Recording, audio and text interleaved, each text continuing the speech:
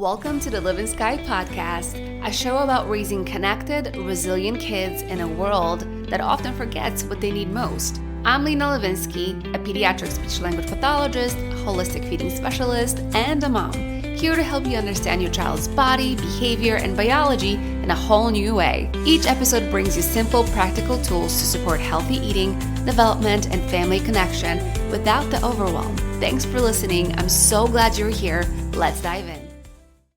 Water, right? Shandy Watters, yep, you got it. Shandy Watters, formerly Lasky, is an integrative speech-language pathologist specializing in pediatric feeding, a functional nutrition therapies practitioner, and a Documenting Hope certified health coach. She is the director of community development for Documenting Hope, which is a nonprofit children's health organization, and she is the founder of Speaking of Health and Wellness. Blending her clinical background with a deep passion for holistic nutrition, Shandy works as an online coach for parents of children with complex picky eating, including children with autism, ADHD, sensory processing disorders, developmental delays, Down syndrome, PANDAS, and more. Shandy helps parents understand the multifaceted layers driving their child's feeding and developmental challenges so they can confidently support their child's health, regulation, and development at home. Her work centers on empowering families through realistic nutrition strategies, lifestyle shifts, and developmentally supportive approaches delivered with empathy, validation, and practical encouragement. Shandy, welcome. I'm so excited for this conversation on the Livin'Sky podcast. Thank you so much, Lena. Me too. I'm excited to be here. Yes. Especially because I feel like we have very similar mindset around picky eating, which is rare still, but I'm hoping it's becoming more and more popular because unfortunately this picky eating issue or this picky eating pattern is growing in so many families. Have you kind of noticed that as well? That it's just like it's trending upwards. Absolutely. Absolutely. I think just culturally, we're seeing kiddos with more chronic health and developmental conditions across the board. Over half of the children today have some sort of diagnosis. And with that increase, I think we've seen a very major increase in complex picky eating because it's very overlapping. Absolutely. And it's typically a symptom of something else happening in a body, right? Absolutely. Is being driven by all these health conditions. That's exactly what I think as well. So I'm so excited for this chat. Yeah, me too. So you started out as an SLP, speech language pathologist, just like me. So what drew you to the field in the first place? And at what point did you realize you wanted to kind of expand beyond traditional therapy and start exploring the deeper health side of things? Question. What brought me to becoming an SLP was I was very interested in special education, and then I happened upon, roundabout way, happened upon SLP, and then started my master's program. And while in my master's program, I developed a chronic illness, and that looked like a series of symptoms. And at first, I did not connect the dots that all of those symptoms were correlated. But it started with, bad cystic acne, anxiety, turned into whole body pain, looking like fibromyalgia or chronic fatigue syndrome.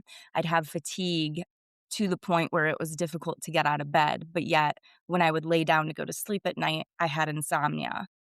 I dropped a lot of weight. I was losing my hair. Like my life was falling apart. I had chemical sensitivities, food sensitivities, and I started to develop sensory processing challenges, especially around light and sound, primarily at night. And it wasn't until I sort of connected all the dots, put all of the pieces of the puzzle together that I realized I have developed a chronic illness and something precipitated this. Something tipped my bucket, my total load bucket, if you will. And for me, I believe that that was a birth control device that I was on. But I don't, and I'm not saying like that birth control device caused my chronic illness, but I'm saying it was the straw that broke the camel's back in my total load and my epigenetic expression. So, graduate school, not the most ideal time to have your health tank and your life falling apart. So, would go to doctors and was told, it's fibromyalgia, it's chronic fatigue. We don't know what caused it. We don't have a cure. And that was really frustrating to me, and I was offered pain prescriptions and anti-anxiety prescriptions, and I have no judgment to people who take those medications, but for me, I had already connected the dots to realize that I believed that this was caused by my IUD and I was chemical sensitive. So I was like, how is taking prescriptions going to help my chemically sensitive body? That doesn't make sense to me. So long story short, I finally ended up with a naturopathic doctor and a nurse who was also a nutritional therapist. And by this point, I had started going organic. I was trying to clean up my diet and my lifestyle. I had changed my makeup brands. I was just trying to live a more toxic free life at that point. So I go to this naturopathic doctor and we start going down the road of gut health and special diets and things like that. And at the time, I was like, I don't have any constipation issues. I don't have any weight issues. Like, I don't have a gut issue, but I very much had a gut issue and hormonal issues and, nervous system dysregulation, just outrageously. A lot of things were very imbalanced with me in all the ways. And so, with the support of my team, but mostly driven by me, over time, I healed my own chronic illness with food, nutrition, diet, and lifestyle, including special diets, healing the gut, looking at probiotics and how to just get the most bang for your buck out of food, right? Like looking at nutrient density, looking at macro balance, like, am I getting enough protein? And yeah, over time, I started to heal my body. Well, in the midst of all that, right, I'm still in graduate school. I'm transitioning out into the world of, being an SLP. Yeah. And before I had even graduated from grad school with my master's, I knew that I could not go into the world and treat these children as a traditional speech language pathologist. Mhm. No shade to our traditional speech language pathologist friends, but I knew that I now had this lens that wouldn't allow me to see them in the same way that I did. I knew because of the overlaps of my own symptoms and what I was learning that these children could be helped in a more profound way. And to back up a little bit, that naturopathic doctor that I saw and the nutritional therapist nurse, during the first conversations that I had with them in their office, they asked, they were just being polite, asking, "Oh, where do you go to school? What are you studying? La, la, la." And when I told them I was going to be an SLP, each one of them separately said to me, "You need to look into autism as a whole body condition." Wow.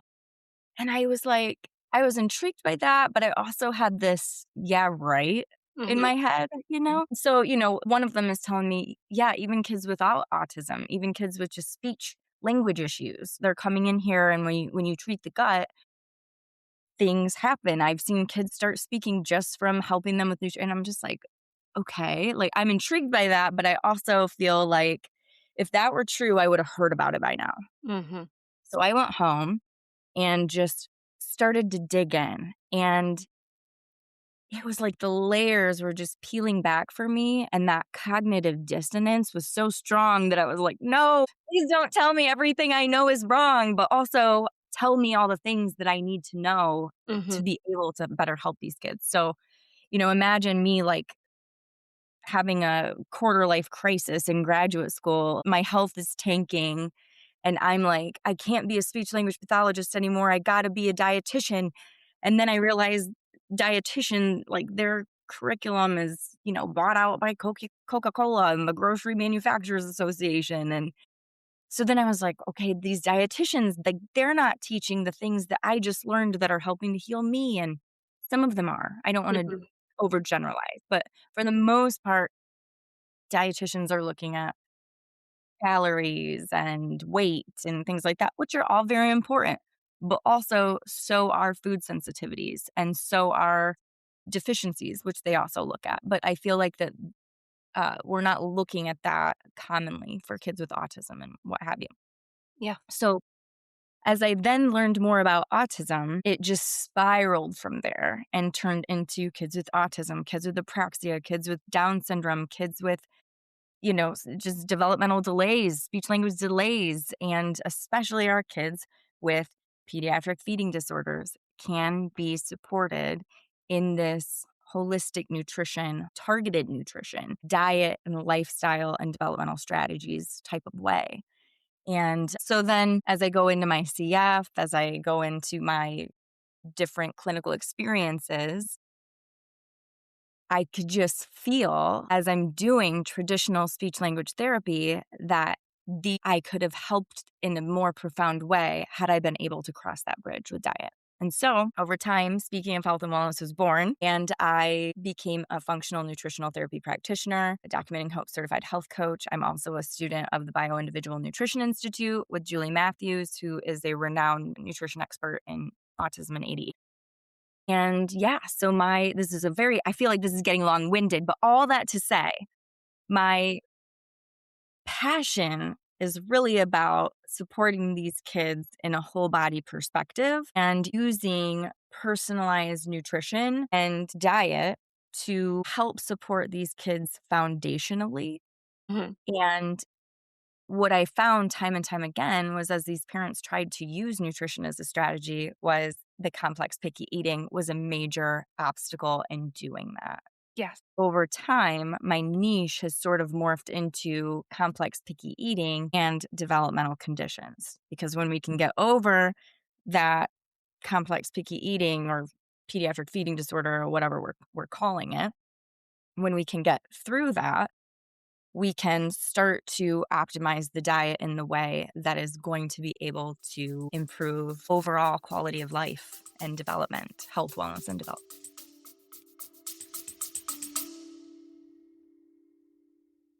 I'm a huge believer that light is one of the most powerful medicines for our kids and for us. That's why I love Bon Charge. Their blue light blocking glasses, red light therapy devices, and many other products are designed to support your circadian rhythm and help your family sleep and feel better naturally. In our modern world of screens and artificial light, these small shifts make a big difference. Calmer evenings, deep sleep, better focus, and happier moods. I use Bond Charge products every single day, and even my son has his own pair of blue light blocking glasses for evening story time. You can check out all their products at bondcharge.com and use code LENAL to save 15% off your purchase. What a beautiful story. I want to say, I didn't know it was just so many different layers there. Thank And you. you struggled so much initially, but at the same time, how wonderful that you were able to figure this out at the beginning of your career without, so you didn't have to do a lot of unlearning as many of us have to do because we go through school really passionate about helping kids. And unfortunately, a lot of the information that we learn is, I feel like, not only missing a lot, but sometimes it's also misguided because of how behaviorally based a lot of the teaching is. And what I've learned as I've also gone through my own journey of figuring this out in a more holistic way is that, when we really focus on the children with this behavioral lens, we miss really all of the root causes because all of these behaviors have a source somewhere. They're coming from somewhere, whether it is nervous system dysregulation, whether it is sensory processing issues, whether it is gut health issues. It's all correlated, right? Because they're kids, they're just so pure and intelligent and loving, and they want to be their best self. But when these things get in a way, then unfortunately behaviors follow. So I feel like I love your story that you were able to piece it together at the beginning. How lucky.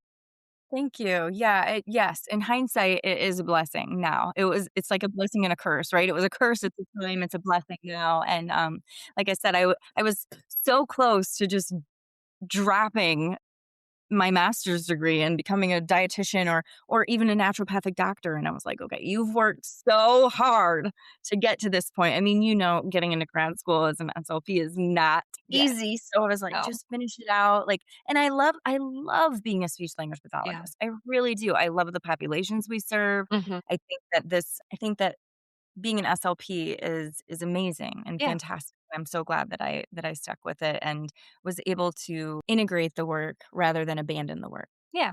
Yeah.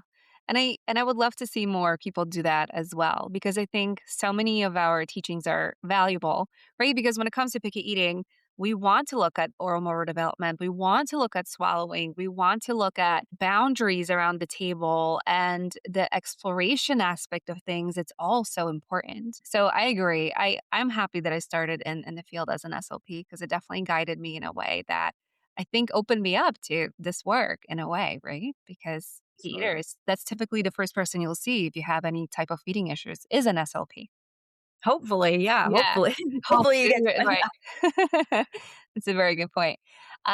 So you work with what you call complex picky eaters. So can you kind of like paint a picture to the moms listening what that actually looks like for a family and what are some underlying factors that tend to be at play here? Yes, absolutely. There is the reason I say complex picky eating is primarily because parents aren't searching for pediatric feeding disorders, right? When parents are searching for the problem, they're searching picky eating. Mhm. However, oftentimes what comes up are strategies for kiddos who have a developmentally appropriate picky eating. And so there's a very big difference between those toddler to preschool years of that developmentally appropriate stage of picky eating versus not developmentally appropriate picky eating, right? And so if your kid is in well, first of all, if your kid's outside of those toddler to preschool years, well, then, and they're struggling with picky eating, it's complex picky eating. If they are within the toddler to preschool years, but they have less than 30 foods, or it's creating and this is the key for complex picky eating, it's creating a quality of life issue consistently and persistently for the course of a month or more. You know, if your kiddo has a developmental condition of any sort and they have picky eating, that's complex picky eating. If your child has a chronic health condition, and or the symptoms of chronic health condition and picky eating, then it is complex picky eating. Complex picky eating, basically, it's like, hey, it's picky eating, but there's more to this story. Many of the kids that I'm saying complex picky eating, they would likely qualify for a diagnosis of a pediatric feeding disorder if they went to a speech language pathologist or an occupational therapist. Not all of them. I'm sure this is like very obvious to you, but just for those listening, complex picky eating and pediatric feeding disorders are not exactly synonymous terms in that a kiddo who is struggling to eat after a feeding tube, for example, right? Like that kiddo has a pediatric feeding disorder, not complex picky eating. Mhm. You know, like there's overlap, but there's also differentiation. Mhm. So when I'm looking at complex picky eating, I'm thinking about the kiddos who eat less than 20 foods. They probably are eating the blonde diet, the white foods. You know, they want bread, crackers, pasta, yogurt, chicken nuggets, pizza, that kind of thing. They have very strong cravings and very strong preferences.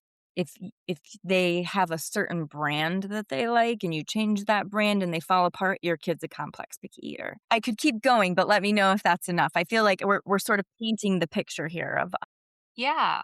there's a difference between being like, oh, my kid has picky eating and, yesterday they loved this food, today they don't like it, tomorrow they'll like it again, whatever. Like that's annoying, but it's not impacting your quality of life. Yes. Versus when it's impacting your quality of life and you're feeling anxious as a parent and you know that your child is feeling anxious coming into meal times, now we're in complex picky eating territory.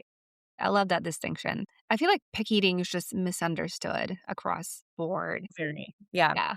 And And oftentimes, like, I don't love the term, right? Like eating, I don't love the term. But yeah, again, I use it because this is what parents are looking for. And I try exactly. to be the most family friendly that I can be. Yeah, no, me too. That's exactly why I stick to the term because it is something that parents can find because otherwise I would love to call it something maybe like selective eating or Right. not adventurous eating, anything like that because I feel like we all have preferences, right? I like to give this example of me. I don't love shellfish and I'm trying so hard to introduce it because of the nutrient density that it offers and all the benefits. But I didn't grow up with it. I grew up in Poland. In Poland, we didn't eat shellfish. We ate fish, but not shrimp and not any of these other beautiful shellfish foods. So I'm trying to introduce it, but I have some textural issues.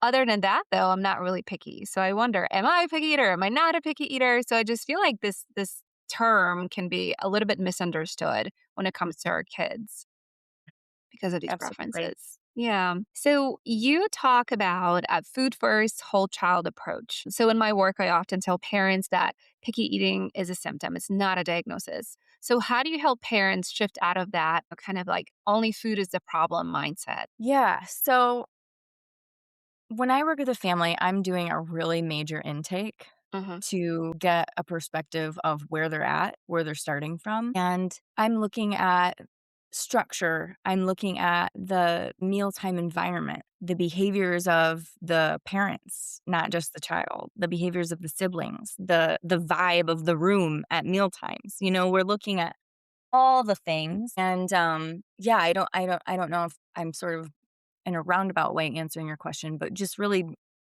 directly showing them and telling them and asking the questions that lead them to understanding this is not just about the food and it's not just about behavior. There's something more going on here. Hmm.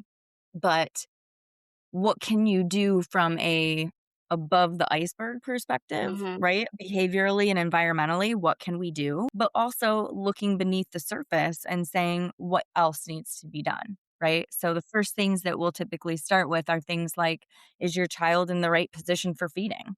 Is your child seating in that 90-90-90 positioning that feeding therapists love to talk about? Hmm. If you're not familiar with that, for those of you listening, Lena, I know you are, of course, but for those of you who are listening, it's 90 degrees at the hips, 90 degrees at the knees, and 90 degrees at the ankle, with the opportunity to ground your feet so that your body is in a alignment and in a ready to eat positioning, right? We want to be in rest and digest. We don't want to be in a fight or flight or in anything like that. Proper positioning and auditing the vibe, if you Yeah. will, of meal times and, what environmentally is going on. Are the lights too bright? Do you have fluorescent lighting, LED lighting? Could we go for more natural lighting, incandescent lighting, softer lighting? What's the smell situation in the environment? Did mom just wipe down the table with a Clorox wipe before we sat down for the table or for the Hmm. meal? Many of the kids that I see, like I experienced when I was going through my chronic health issues and still slightly, but chemically sensitive. So some of these kiddos, they look like they have a sensory processing issue. They look like they have behaviors, and they do, but some of it stems from being chemically sensitive. So if Hmm. you're using a Clorox wipe, and then you're also using Febreze, and you've got a candle, and you got a wax melt, and all these things going on. Well, not only is that burdening your child's system, but you're also adding to their sensory environment where they may or may not be able to smell the food and start to become ready for this meal. Hmm. So things like that. We're looking at like what's on the table. Is there, a pile of laundry at the end of the table and a stack of the mail that needs to be opened? And, like, is the meal clutter free and only focused on the meal? Is the table clutter free, I should say. So really looking at like all of those variables from a above the surface perspective and then going from there. I mean, does that answer your question? Like Yeah, no, it does. I is love it's this about the food, angle.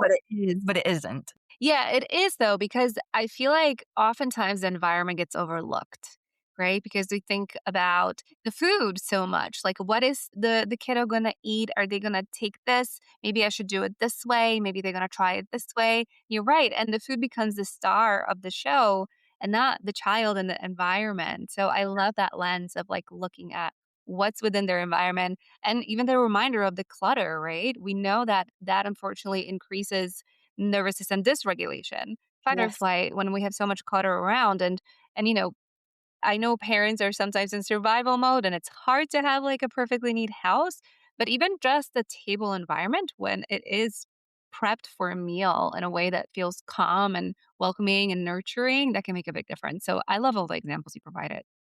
Yeah, thank you. Yeah. So I kind of explain picky eating as also like just this check engine light sometimes. Like it's a signal, not the problem itself.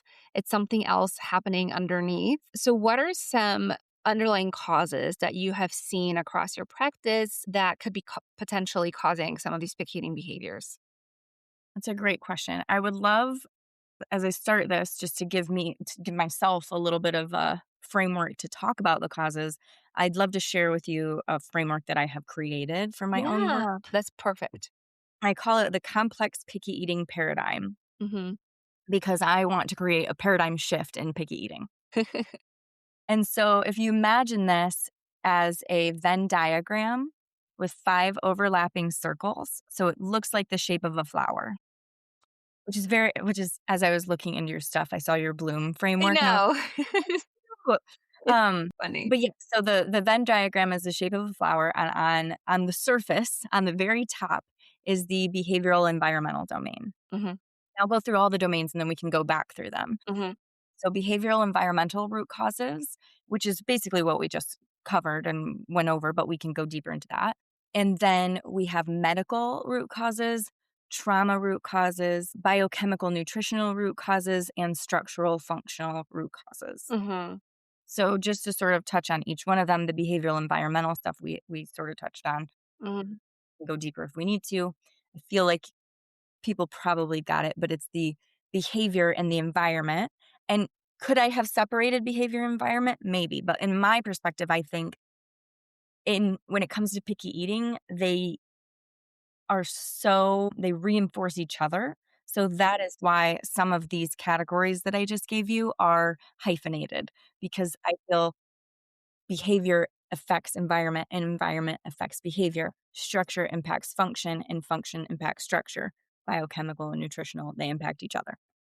So, medical reasons would be, some kids with genetic abnormalities or kids with heart conditions or kids with cancer or kids with certain medical conditions that we know are related to feeding challenges. And that not only could be a current medical condition, but also maybe a medical condition that they struggled with in the past that, for whatever reason, has resulted in a present complex picky eating issue. So think maybe a kiddo who had a traumatic birth and really struggled with early feeding at the beginning, where feeding was never really easy, but they sort of learned to compensate over time. And over time, it looked like, okay, they're getting enough, they're getting what they need. But eating was never really enjoyable and eating was never really easy. And then now they're 3 or 4 and things are really hard.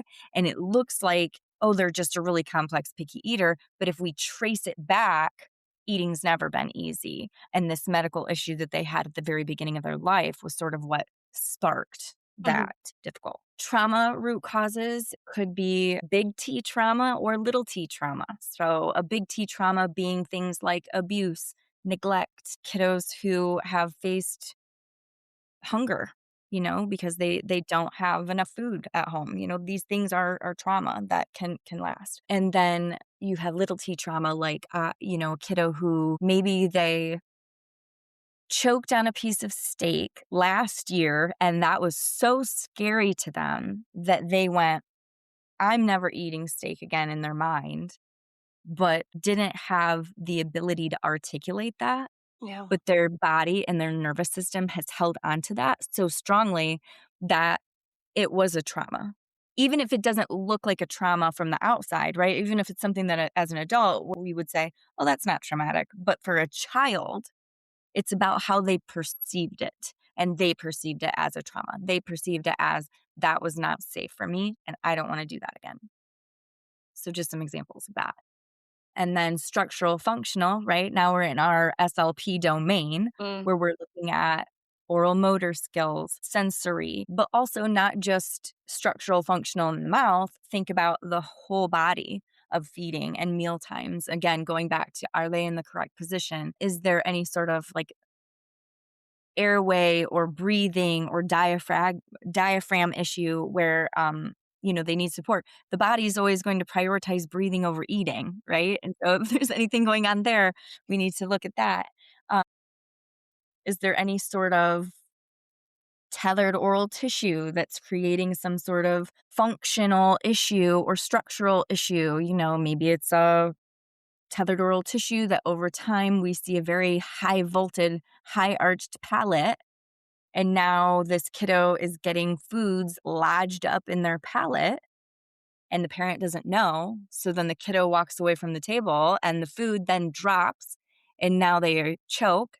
And now it's like, oh, food's scary now because I choked on it.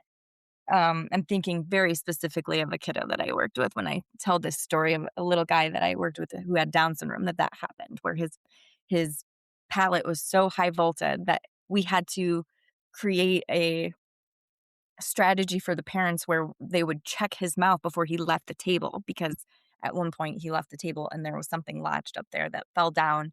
Boy. He choked, scared him so much that he then, was like food apprehensive. Mhm. Um, and then last but certainly not least, biochemical nutritional. So looking at things like their gut health, their nutritional status. Is there an excess of a nutrient? Is there a deficiency in a nutrient? Oftentimes, a zinc deficiency is very prevalent in our kids with complex picky eating, and that a zinc deficiency can distort the sense of taste and smell. Mhm. And so, if you imagine from a sensory perspective what that would be like if you weren't fully tasting or smelling a food, it would be potentially like, Yeah, yeah. it would not be fun. It would not be how food is supposed to be enjoyed. And in addition to that, zinc plays a role in a ton of different functions in the body that would then, in a downstream way, also impact picky eating. So think things like stomach acid production. If you have low zinc, you're going to have a low stomach acid production. If you have a low stomach acid production, eating meat and protein is going to feel really heavy on your digestive system. So Mhm. some of these kids, they are refusing animal-based meats because it's they can't articulate it, but I believe that these children innately are sometimes protecting themselves in that no, if I eat that food, my belly's not going to feel good. If I eat that food, I'm going to feel like a sloth. Like I'm just like, I don't know how else to explain it other than they feel just like heavy. And Yeah. I think that kids are so much more intuitive Mhm. than we often give them credit for. Yeah. And oftentimes the behaviors that we call picky eating are really them trying to protect themselves in some capacity.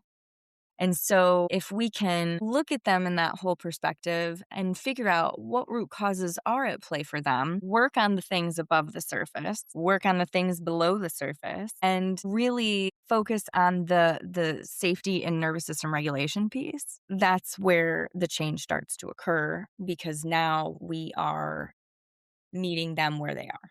Yeah. That is Yeah. a So there's a lot of root causes, but you have to bio-individualize it, basically. You really do. You really do. But I loved your explanation.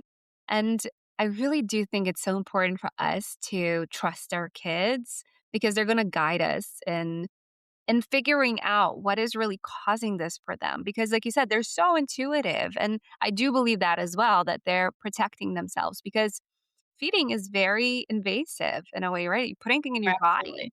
right? So that's always going to be our first instinct to protect ourselves. And they are so, I mean, as I had my son, I started to realize this more so than just working with kiddos in the clinic. He goes through the world exploring it in such a way that reminds me to be more present, right? Because he's always so present and looking at the things around him and really connected to his environment. And I no, he's also very connected to his body. Whenever anything feels out of sorts, like I could tell, I can spot a difference in his behavior. I can spot a difference in his demeanor. And also he will often tell me because now he has the words to do that. So our kids really are that intuitive and they can be our biggest guides in this. So this is why I often tell the parents when I think about like how do we start? Like where do we even begin? Because it can feel so overwhelming when you want to look at everything. Is I say start with connection because I really do think that connecting with your child and starting to observe them more and working on this connection piece where you are really approaching it in a way where you're trying to find things that make them excited and just speak their language in a way. So it's going to help you to get closer to them in your very busy day because as parents, we tend to be just so overwhelmed and busy.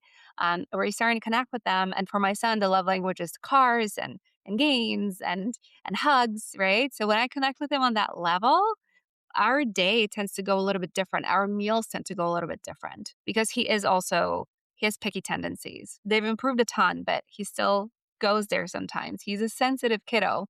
So I tell my parents, like, when you really pay attention to that and connect with them on that level, you can really uncover a lot of things and you can be the first detective in the case.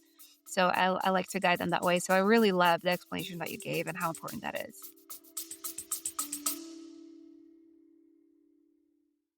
You know, these days when your child refuses everything you make and you just want them to have something nourishing, that's when I grab Signals. It's a real food meal replacement shake made with organ meats, minerals, and nutrients that support kids' biology, not just fill them up. It's rich in iron, zinc, and B vitamins, the building blocks for growth, focus, and strong immune systems. And it's great for the gut. And the best part? Nate calls it his ice cream shake. That's how delicious it is. And as a mom, it feels amazing to know he's getting what his body truly needs without the fight. You can learn more at feedyoursignals.com and don't forget to use Lena10 at checkout for 10% off your purchase. Thank you. Yeah, I absolutely love everything you just said too. I couldn't agree more. I love that you zoom out and look at him in that way and look at how you can connect with him. And then teach that to other parents because I think that's beautiful. Yeah, thank you. I think so too. And it's definitely helped me as a mom as well because he's my only one so far and figuring it out becoming a mom was not what I expected. It was a lot at once, and it took me some time to get into the groove of things. So having these reminders from him to slow down and connect have been very guiding to me, not only as a mother, but also as a person. And I always love to look at the kids as the best guides for us to really slow down and the animals. Like my dog, she's always like, it's time to go outside. I'm like, all right, let's go. Like, I really love need to take these like sun breaks during the day. You're Yeah, right. I love that. Yes, I think they're great, great guides for us. So if there is a mom, because I know we touched on this a little bit, but if she's just like really overwhelmed and she doesn't really know how to get started, is something that she can do tonight to just really to start supporting her child in this way without the pressure? Change the goal of meal times Mm, and shift your energy. Instead of going into meal times with the goal of a consumption of a food, go into meal times with the goal of we are just focused on positive interactions and positive exposures and learning about this food. The goal is not obedient consumption of a food. I feel like on a broken record with what I'm about to say. I say this all the time. I need it on a shirt at this point, but the goal is not obedient consumption of a food. The goal is a long-standing healthy relationship with food, meal times, their body, and you as the parent and caregiver. That's the goal. And so when we come into meal times with this, you must eat, and there's all this pressure, we're just adding fuel to the fire.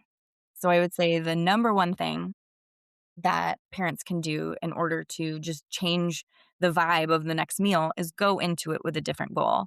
If your goal has been, my kid's going to take a bite, change the goal. Take the goal and say the success looks like, well, let me back up. I was going to say success looks like they just kept it on their plate. But the reality is some kids aren't even accepting it on their plate. So then what do, right? You got to back up. Will they accept the food even being in the room? Will they accept the food being on the table? Will they accept if mom has the food right next to them. You have to work up to the point of them being able to accept it on the plate. And I know that that's not everybody's reality, but for some kids that you and I work with, it is. So I think that would be my number one tip is looking at your own energy, your own mindset, and going into it with a reframe that if your child doesn't eat that new food, that doesn't mean that you or your child has failed. Let's just focus on keeping the energy positive and keeping it a learning experience and a learning opportunity rather than this high pressure situation of failure or success. Yeah, that's great. I love that advice so much. I just feel like sometimes we don't realize how chaotic mealtime can be. So Absolutely. Yeah. just mindful of that environment and the goal that we have. Like you said, for some kids, like they're just so not ready to put a food in their mouths, right? Maybe the goal And is to wash it or something yes. initially.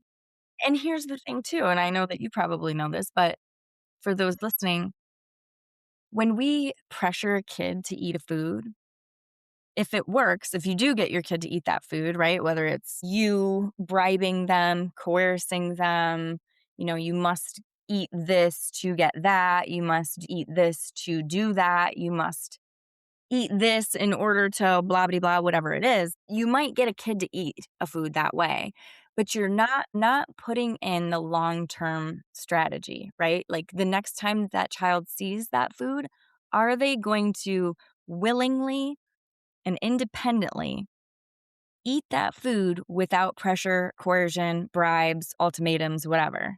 Chances are they're not.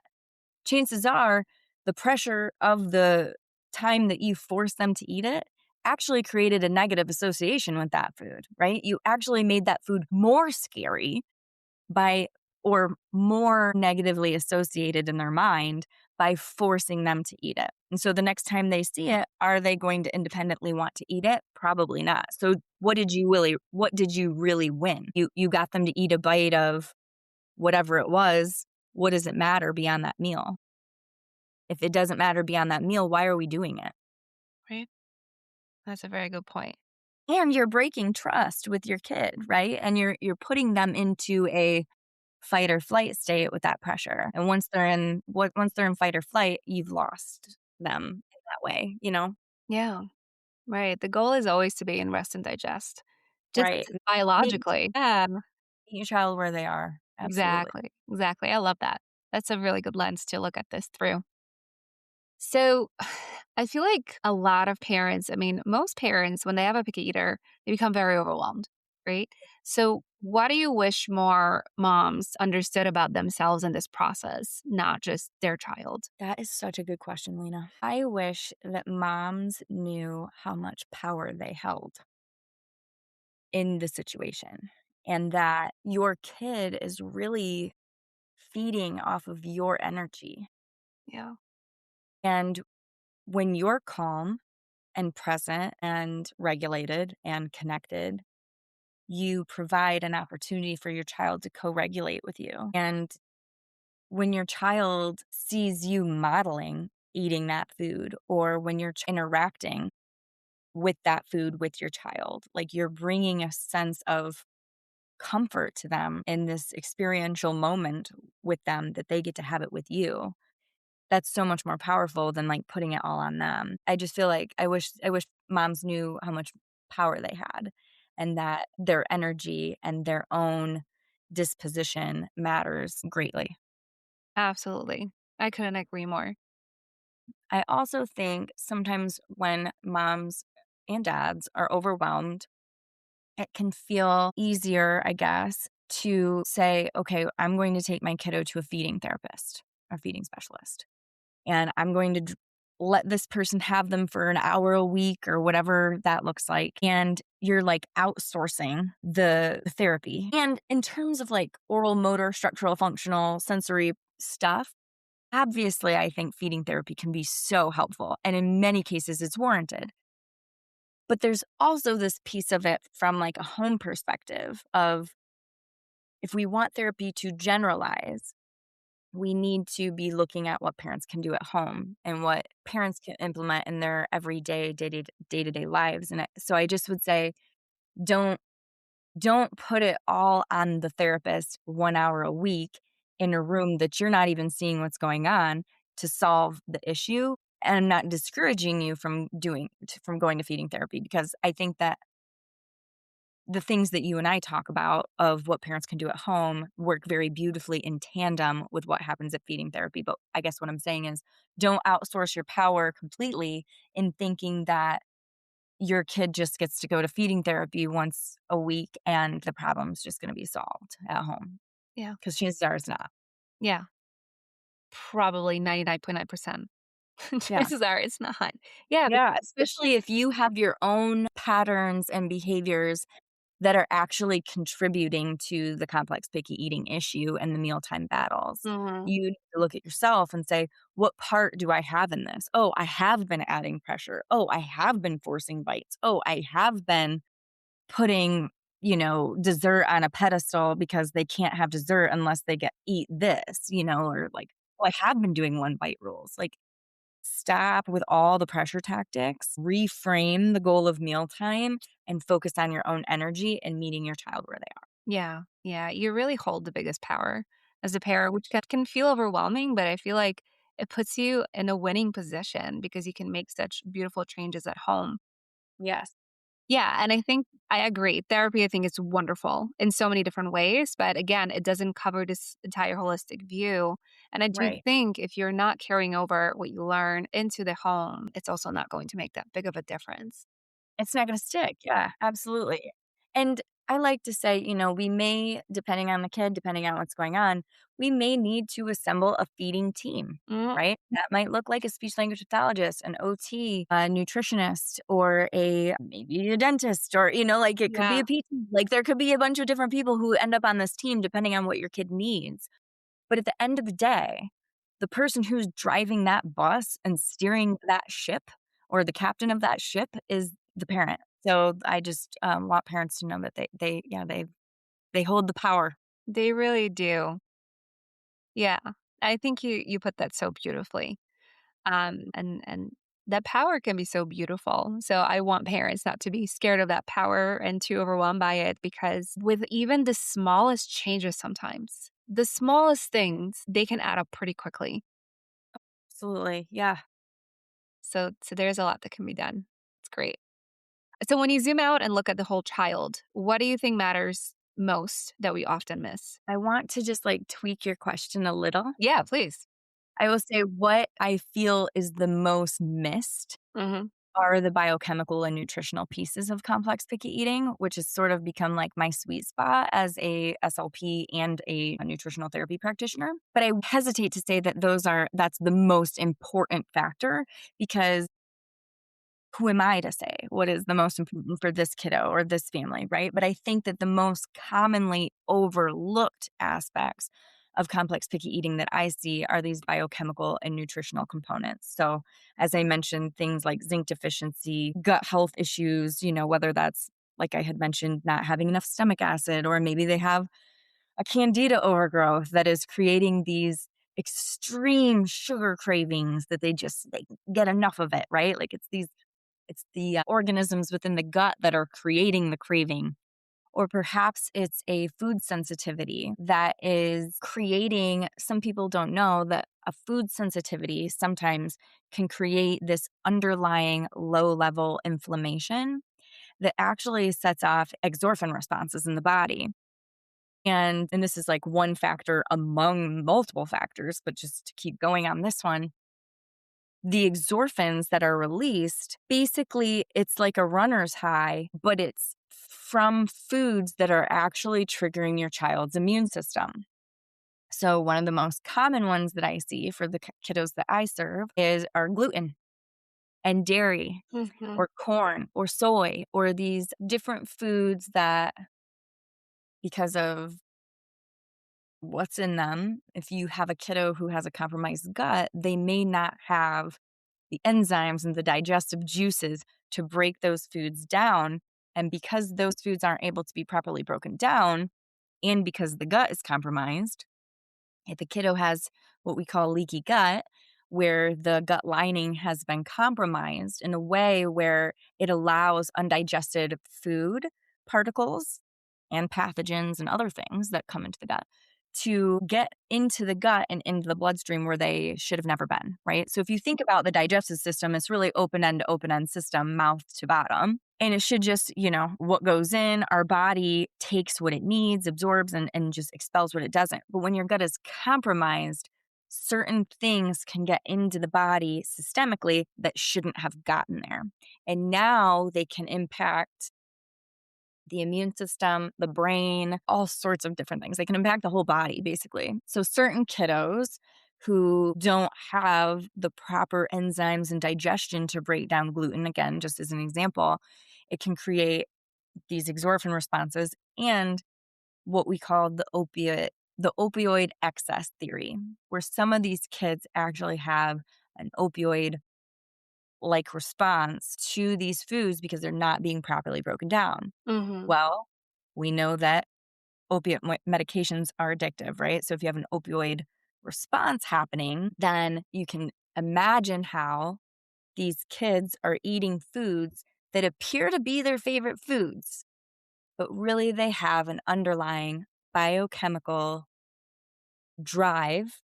I hesitate often to use this word, but it's like a biochemical addiction, Mhm. which I know the word addiction can be triggering for people, but if you think about it in this way, they are literally craving these foods. They are craving what the food releases within their body. And so it looks like, oh, my kid just loves this brand of whatever it is.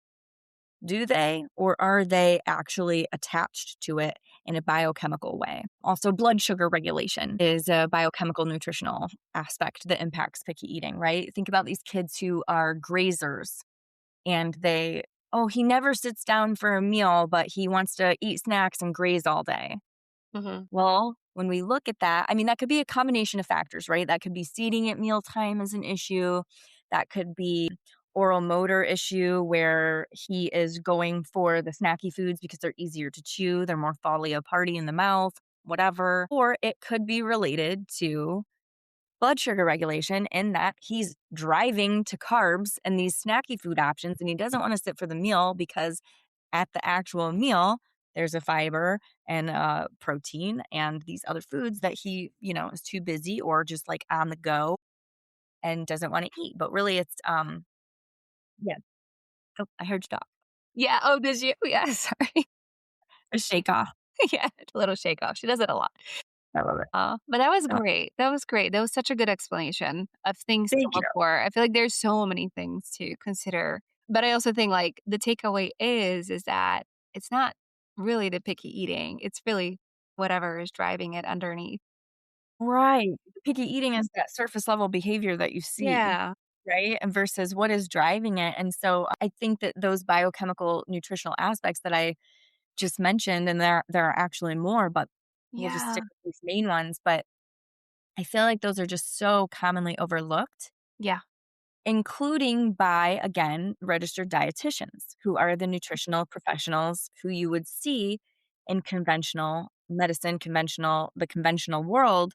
And so if a kiddo with a feeding disorder or complex picky eating goes to a dietitian who's not looking at this holistically, they're not going to look at that. They're going to look at, is your kid eating enough? Oh, your kid's underweight? How do we increase their calories? So oftentimes what I've seen is increase the dairy to Mm. help gain weight. But then we find out this kid's got a dairy issue this whole time that's contributing to their gut health issues, to their leaky gut, to their behavioral problems, to their mood, to their sleep, to their breathing, to all these things, all these symptoms that people don't realize are related to food sensitivities. Yeah. I think that that's really like my passion area I because could I want tell. to Yeah. overcome the picky eating so we can get to bio-individualizing the diet. Because again, like I told you, that's where my work really started was I want to help Mhm. these families personalize their child's diet in order to support health and development. Yeah. So, like the families who are gluten-free, casein-free diet curious, but have a kiddo who only eats 5 foods, those are my people, Yeah. Oh, you know? that's so great. So for Yeah. for parents who need help in this area, where can people find you online? Thank you for asking. So, you can find me and all my resources at speakingofhealthandwellness.com, and same on social media, Speaking of Health and Wellness. And I also have a podcast of my own called Speaking of Health and Wellness, the podcast, where parents can find me. Amazing. Well, Shandy, thank you so much for being here. I think we all learned so much today Thank you so much, Lena. I loved this conversation and the like-minded conversation. So thank you. as well. Thanks so much for listening to the Livin'Sky podcast. If this episode resonated, please leave a quick 5-star review or share it with another parent who'd love it too. It really helps more families find the support that they need. And don't forget to join my newsletter at LenaLivin'Sky.com for more tips and free guides. Sending a little sunshine to your kitchen today. See you next time.